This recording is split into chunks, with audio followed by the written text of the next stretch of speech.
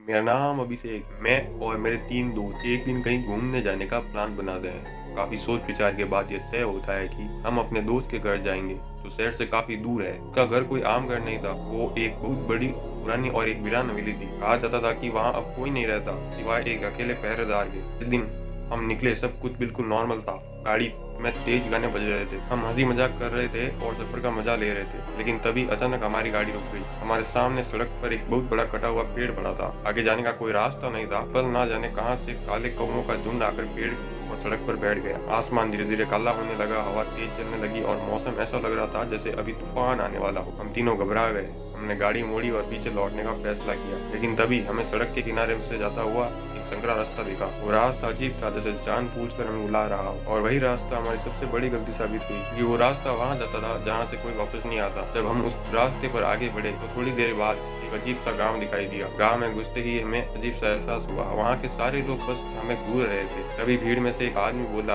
आ गई एक और गाड़ी।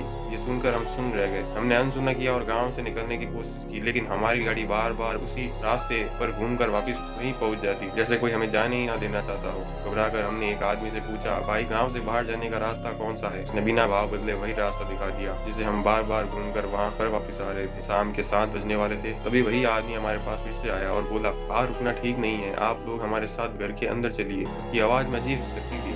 उसके घर चले गए। अंदर जाते ही मैंने उससे पूछा, ये सब क्यों हो रहा है? वो आदमी बोला, इस गांव में जो भी एक बार गलती से आ जाता है वो कभी बाहर नहीं जा पाता। और ठीक 7 बजे जंगल से राक्षस निकलते हैं जो इंसानों को मार देते हैं। ये सुनकर हमारा एक दोस्त हंस पड़ा और बोला, क्या बकवास कर रहे हो? वो खिड़की की तरफ बढ़ा और पर्दा हटा दिया। और तभी बाहर कुछ इंसान जैसे दिखाई देने वाले लोग खड़े थे। उनकी आंखें अजीब थी। वो घर के अंदर आने के लिए कह रहे थे। डर के मारे मेरी आवाज कांप गई। ये लोग अंदर क्यों नहीं आ पा रहे हैं? उस आदमी ने दरवाजे की तरफ इशारा किया और बोला, इस दरवाजे पर लगा ताबीज हमारी रक्षा करता है। और ये ताबीज मुझे और तभी मुझे एहसास हुआ हम भी अब इस गांव में फंस चुके हैं।